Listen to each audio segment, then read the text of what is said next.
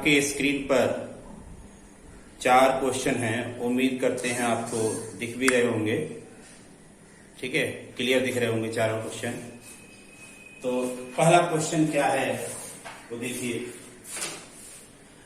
N object of mass 2 kg moving with the uniform velocity of 4 metre per second, what is kinetic energy of the body. देखो क्या क्या दिया है। हमने पहले इस चीज आपसे कहा था कि कोई भी अगर फिजिक्स में आप फिजिक्स पढ़ रहे हैं, न्यूमेरिकल कर रहे हैं, तो न्यूमेरिकल आपके लिए बहुत आसान हो सकता है। बस आप वो तरीका अपनाइए जो हम बता रहे हैं। तरीका वो ये है कि जैसे आपको जो जो चीज क्वेश्चन में दी गई है, जो जो चीज क्वेश्चन में दी गई है वो चीज आप लिखिए। तो इसमें यहां पर क्या चीज दी गई है वो समझिए। पहले क्या चीज दी गई है, N object of mass 2 kg। तो एन दिया गया है, कितना दिया गया है, 2 kg दिया गया है। Is moving with uniform velocity of 4 metre per second. Velocity कितनी दी गई है, वेलोसिटी दे दी गई है 4 मीटर पर सेकेंड। उसके बाद क्या है, काइनेटिक एनर्जी निकालनी है। तो के क्वेश्चन मार्क ये निकालना है। अब आप समझ गए होंगे कि क्या निकालना है। ठीक है, तो के का सीधे फॉर्मूला लगा देना है। और के का फॉर्मूला क्या होता है, के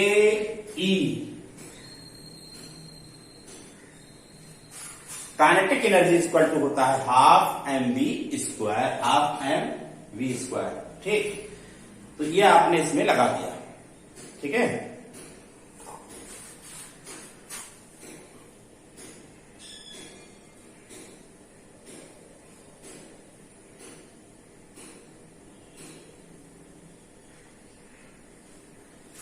कुछ नहीं हुआ, कितना सिंपल था।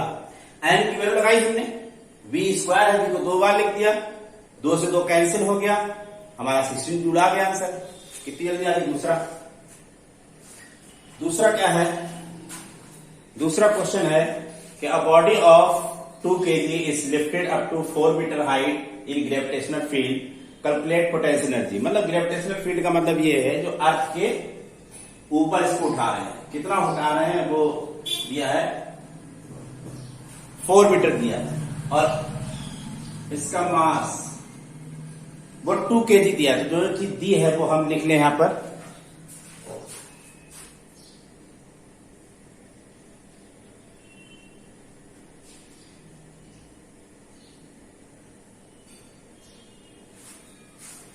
ठीक है, m equal to 2 kg, h equal to 4 metre, और g इक्वल टू जो हमारा दिया है वो 10 मीटर पर सेकेंड स्क्वायर। क्या होता है फॉर्मूला, जो चीज दी गई है और जो चीज पूछी है अगर उसके साथ देखें तो इक्वल टू एम जी आ जाएगा, लगा देंगे। 2 10 4 80। Due to application of force, एक बॉडी हुई है और वो एक ऑब्जेक्ट है, वो जा रही है कितनी वेलोसिटी से, 4 मीटर पर सेकेंड की स्पीड से जा रही है, और इसमें फोर्स लगाया जाता है।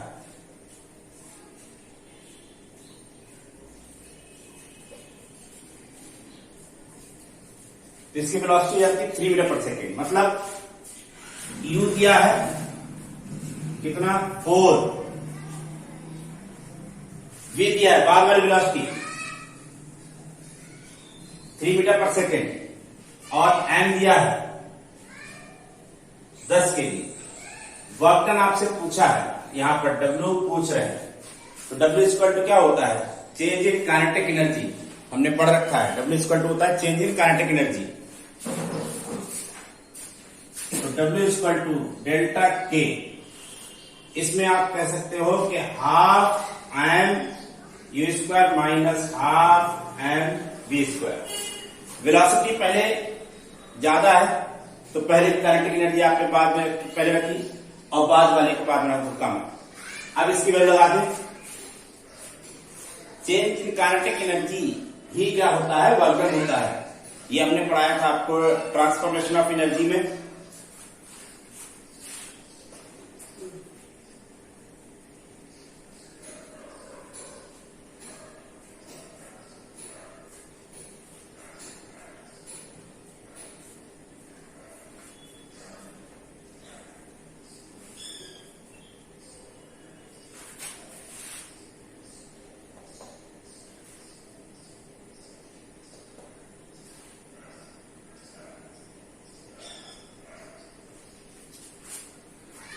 हाँ, तो सबकी हमने वैल्यू लगाई, ठीक है। हाफ एम यू स्क्वायर रखा माइनस, भाई यहां पर काइनेटिक एनर्जी कितनी होगी, तो यहां पर आप कहोगे हाफ एम यू स्क्वायर, यहां पर हाफ एम वी स्क्वायर। तो काइनेटिक एनर्जी कितनी चेंज हो रही, वही वर्क डन है। तो काइनेटिक एनर्जी कितनी चेंज हो रही, वही वर्क डन है। बस काइनेटिक एनर्जी चेंज निकालिए, वर्क निकल आया। अब बॉडी, अगला क्वेश्चन क्या है, A body of mass 5 kg is moving with velocity of 2 meter per second calculates kinetic energy। तो निकाल हो गया।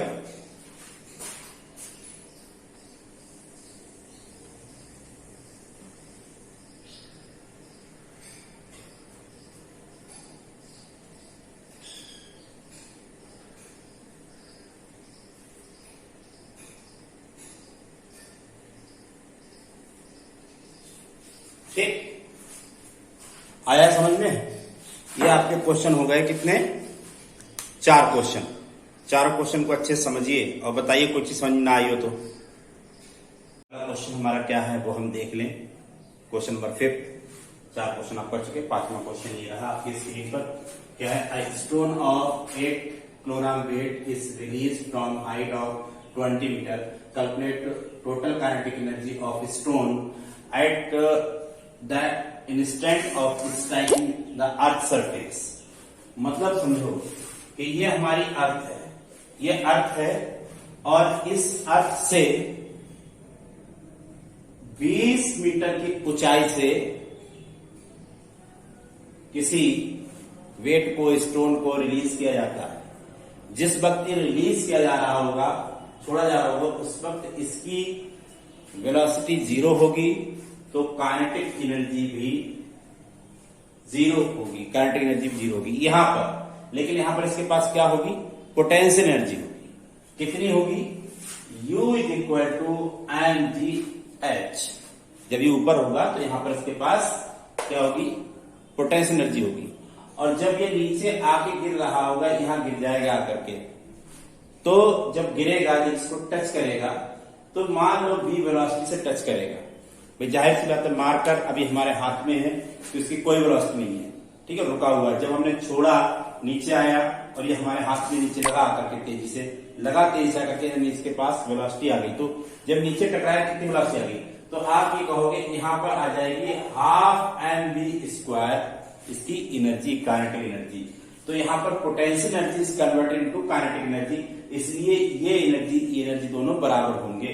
ठीक, तो आप यहां पर लोगे पोटेंशियल एनर्जी, ठीक है, energy U is equal to हो जाएगा एम जी एच। क्या क्या दिया गया है वो भी हम लिख लें। एम दिया गया है, कितना दिया गया है, 8 दिया गया है, जी कितना है, 10 है, और हाइट कितनी है, 20। कितना आया ये, इतना जूल आया। ये क्या है, पोटेंशियल एनर्जी। अब potential energy is converted into kinetic energy. तो पोटेंशियल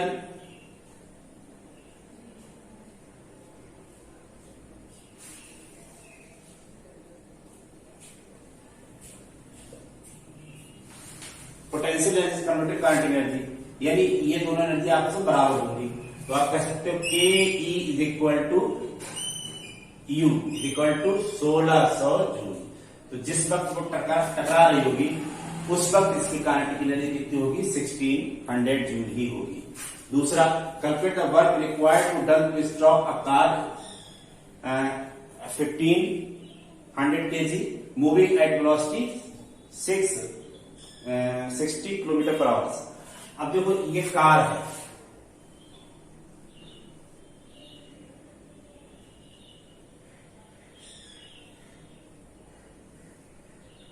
ठीक, ये कार जा रही, हंसो नहीं, कार है, मॉडर्न कार है, तो ये कितनी स्पीड से जा रही है?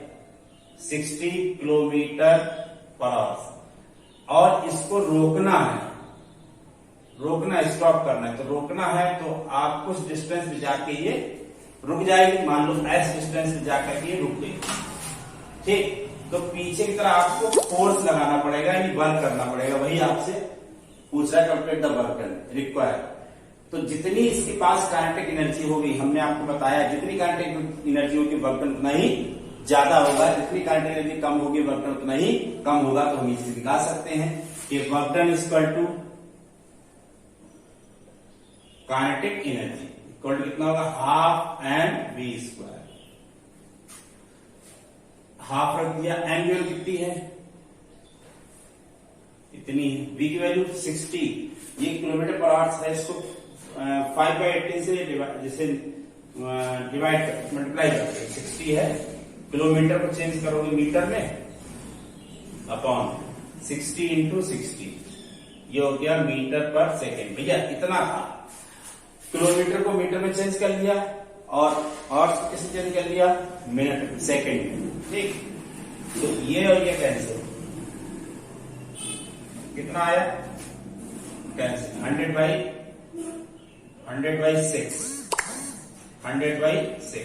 ये हो जाएगा। 3 2 जा, ये कितना आया? 250 इंटू एक, ये अपॉन 12। ठीक है, तो इसको सॉल्व कर लेंगे आप, कितना आ जाएगा? ये आ जाएगा 25।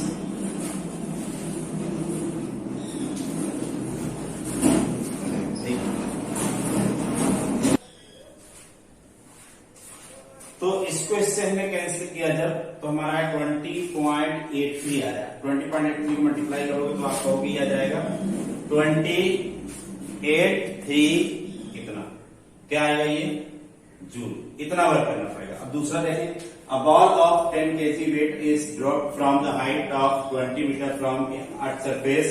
Find the velocity of the ball at instant just touching the ground. बिल्कुल ऊपर वाला है, लेकिन वहां पर काइनेटिक एनर्जी पूछी थी यहाँ पर ही। तो सेम वैसे ही होगा कि पोटेंशियल एनर्जी हम निकालेंगे। ठीक है, यहाँ पर पोटेंशियल एनर्जी इक्वल टू हो जाएगा काइनेटिक एनर्जी। ठीक, पोटेंशियल एनर्जी का फॉर्मूला होता है mgh। चाहे तो आप ऐसा कर लो कि काइनेटिक एनर्जी जो होगी, काइनेटिक एनर्जी इक्वल टू हो जाएगा पोटेंशियल एनर्जी। क्यों भैया? भाई हमने यहाँ पर क्या समझाया था कि पोटेंशियल एनर्जी का मतलब इनटू काइनेटिक एनर्जी, तो वही चीज यहाँ पर हो जाएगी, तो आप लगा देंगे। अब ये होता है हाफ एम वी स्क्वायर। ठीक, half M V square equal to ये होता है mgh। क्या हो गया? m से m कैंसिल, यानी v इक्वल टू आ गया √2gh। √2 g की वैल्यू कितनी? g की वैल्यू 10 रख दो। h कितना है? 20 है, रख दो। कितना ये आ गया? 400 आ गया। ठीक, तो 400 का मतलब हो गया 4 into 100। निकालेंगे इसका रूट, कितना आ जाएगा? अगर हम इसको तोड़ना चाहें,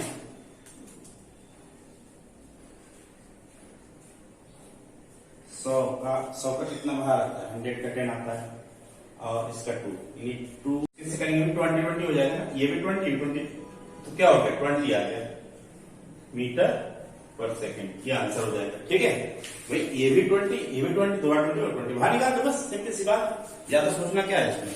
ठीक है, देखो सब दिख रहा है, दिखा